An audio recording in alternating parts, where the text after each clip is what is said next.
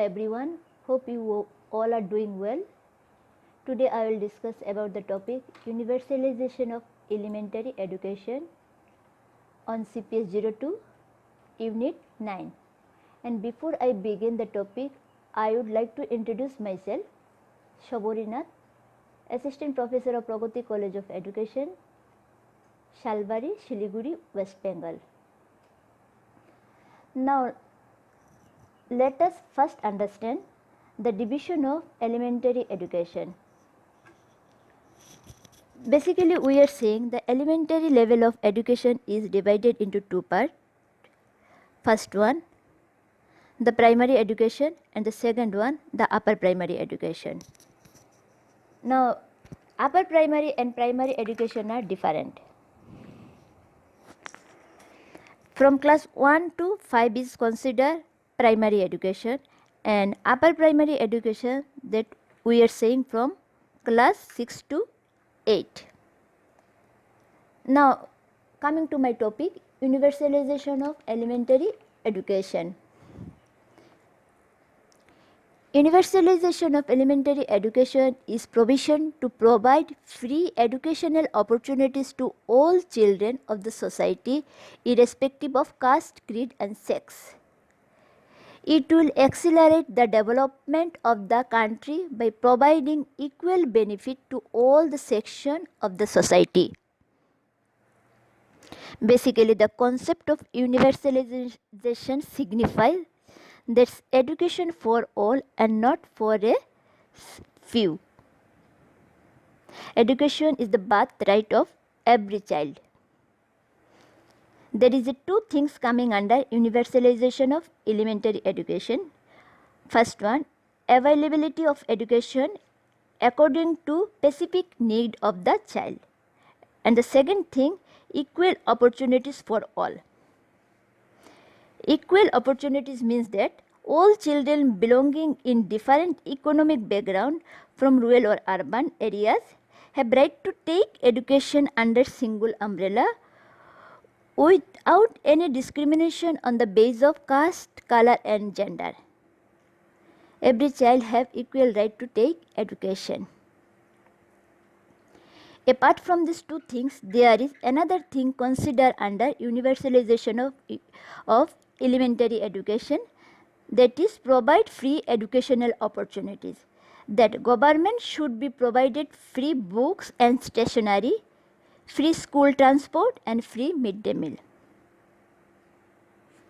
Article 45.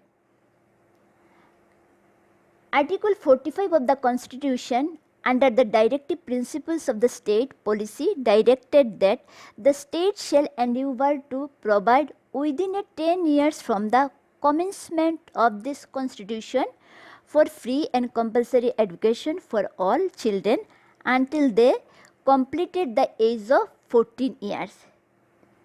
That is, education is the fundamental right of all children. Universalization of elementary education implies 5 things, that are universalization of provision, universalization of enrollment, universalization of retention, universalization of participation, and last one, universalization of achievement. Let us see what mean by universalization of provision. Universalization of provision means the elementary education facilities should be provided to all children between age 6 to 14. It also means that primary education should be set up within 1 kilometer from inhabitation of the child. Universalization of provision means to open a large number of schools throughout the country.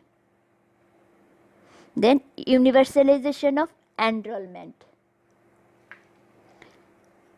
The government has to decide to enroll all the children of the age group 6 to 14 in elementary school.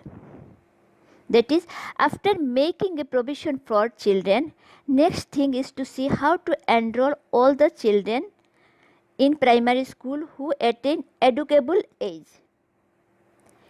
Universalization of enrollment means that all children belonging to different economic background have right to take education without any discrimination. We cannot deny anyone from admission. We cannot say, oh, you are from particular class. Then, third one, we are again saying universalization, but it is universalization of retention. Retain the enrolled student in the school until they complete their elementary education. Now, universalization of retention says we are retaining the child. We would like to decrease dropout. Enrolling of children in school will not suffice in the way of universalization. If the child leaves the school before complete the education, the idea of universalization of elementary education cannot be successful. Now, universalization of participant. For universalization of elementary education, participation of community is quite inevitable. The community is to be mobilized to take responsibility for identifying its own needs and to take decisive role in ensuring the implementation program of universalization of elementary education. Then last one, universalization of achievement through quality of education. The outcome of the education is to based on minimum level of learning common to both formal and informal program. Under universalization of achievement, we are saying the child, please child work hard and evaluate score is such that the child is able to secure marks about 50%, at least about 50%, and not more than 99. But at least he is able to pass the examination. This universalization of achievement come only through quality of education. Now let us see some of the importance of universalization of elementary education. First, eradication of poverty, fostering of economic progress, managing the growth of population, creating a clean and healthy environment. There are some various projects which have come under the universalization of elementary education. First one, district primary education, national policy of education, Operation Blackboard, Sarvashikya Mission Abhiyan, National Program of Midday Meal, Non-Formal Education System, Right to Education Act, राष्ट्रीय माध्यमिक शिक्षा अभियान, and last one, open education. There are some problem of elementary education. These problems are such as attitude of parents towards girls' education. Second, child labor, parents' ignorance, poor financial condition,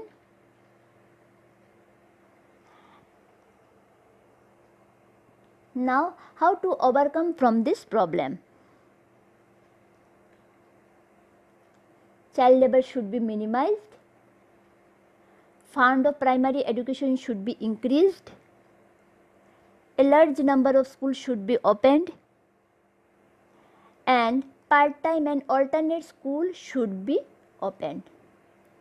This is all about the universalization of primary education. If we do not do that, the success of elementary or primary education remain a distant dream to country developmental program. Thank you.